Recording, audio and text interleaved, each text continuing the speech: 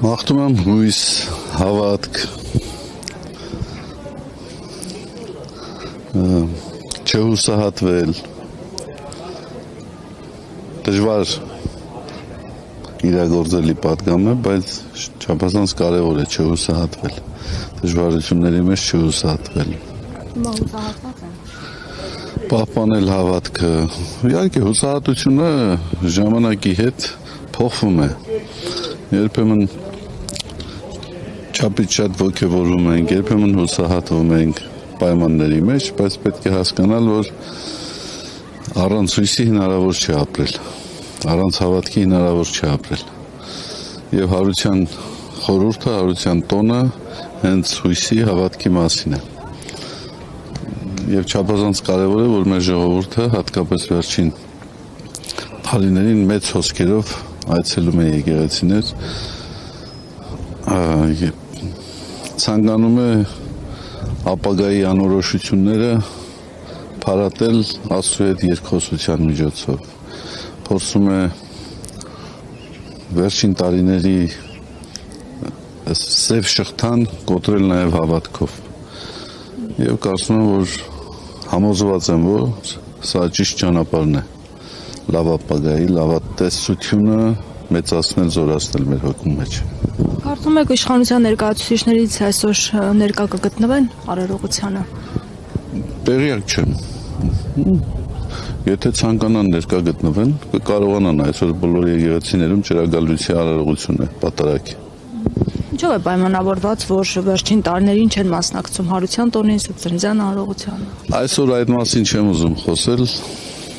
Մի շարք անգամներ խոսել եմ այդ մասին, մի շարք անգամներ ասվել է։ Այսօր մնանք Սուրբ Հարության խորհրդի ապրումների մեջ։ Վերջին օրերին շատ է խոսվում Արցախի էջը փակելու մասին։ Ինչ կասեք այս առումով։ Արդյոք հնարավորություններ կա եւ այն որ ներկայացում է, որ այլևս որևէ շանս չկա արցախցիների վերադարձի, դուք ինչ հնարավորություն եք տեսնում։ Արցախի մասին եւս եկեղեցին ամենաբարձր մակարդակներով իր վերաբերմունքը, իր դիրքորոշումը արտահայտել է։ Ես չգիտեմ իշխանությունները ինչ առաջնահերթություններից, ինչ իրականությունից մղված այդպիսի հայտարարություններ են անում, բայց եկեղեցին իր մոտեցումը այդ մասին չափազանց հստակ արտահայտել է։ Արցախի էջը փակված չէ եկեղեցու համար, եւ դրանով է պայմանավորված նաեւ, որ այսօր մենք շատ հետևողականորեն աշխատում ենք Արցախի պատմամշակութային հուշարձանների, սրբավայրերի պահպանության ուղղությամբ։ Վերջի անգամ երևի հենց 3 հայտարարություն են կարել այդ մասին։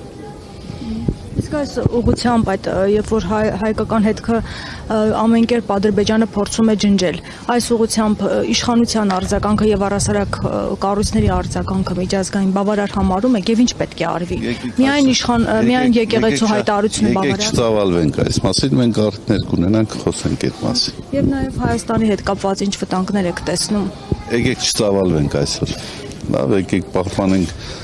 խորհրդի շրջանակները, խորհրդի մեջ պարփակվենք, խորհրդով ապրենք, խորհրդով ներշնչվենք եւ հավատքի առանձնահատկությունը գիտեք որն է, որ հակառակ բոլոր առարկայական նախադրյալների դու շարունակում ես պահպանել քո լավատեսությունը։ Եվ ուզում եմ, որ այս լավատեսությամբ այսօր մեր ժողովուրդը